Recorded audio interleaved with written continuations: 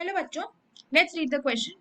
Question है nucleotides contain options है phosphoric acid group, nitrogenous base, pentose sugar और all of these. तो इस क्वेश्चन का अगर हम की कॉन्सेप्ट देखें तो की कॉन्सेप्ट क्या है, हम यहाँ पे किस बारे में बात करने वाले हैं? न्यूक्लियोटाइड्स के बारे में बात करने वाले हैं। अब देखो न्यूक्लियोटाइड्स क्या होते हैं, अगर हम न्यूक्लियोटाइड्स को डिफाइन करते हैं तो न्यूक्लियोटाइड्स ऐसे कंपाउंड हैं, ऐसे मॉलिक्यूल्स हैं जिसके अंदर एक तो नाइट्रोजन कंटेनिंग बेस होते हैं, नाइट्रोजन कंटेनिंग बेसिस। ये कौन से हुए?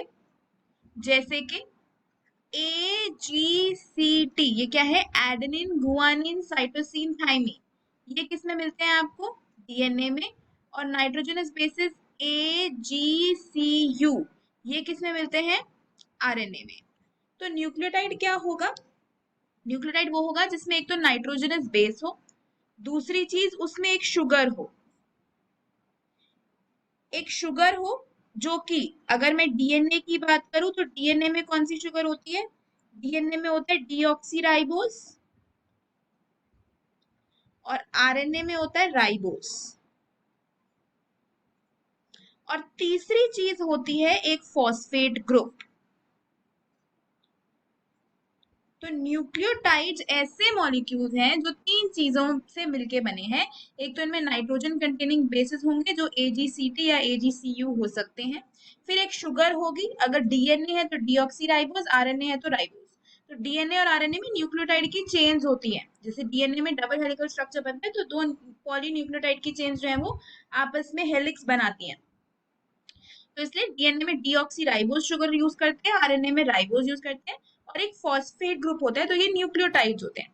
अब अगर हम न्यूक्लियोटाइड्स को डिफरेंशिएट करते हैं न्यूक्लियोसाइड से, तो न्यूक्लियोसाइड्स भी ऑर्गेनिक मॉलिक्यूल्स हैं, बट इसमें डिफरेंस क्या होता है? इसमें फॉस्फेट ग्रुप नहीं होता, बाकी सब कुछ होता है, मतलब नाइट्रोजनस बेस होता है, शुगर होता है, लेकिन फॉस्फेट ग्रुप नहीं होता।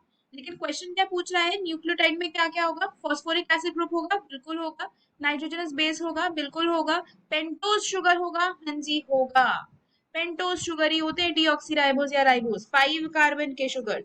तो तीनों ही चीजें होंगी, इसलिए इस क्वेश्चन का आंसर ऑप्शन नंबर 4 हो जाएगा। और फाइनल आंसर की भी बात करेंगे तो ऑप्शन 4 ही रहेगा। Hope you understood it well. Best of luck.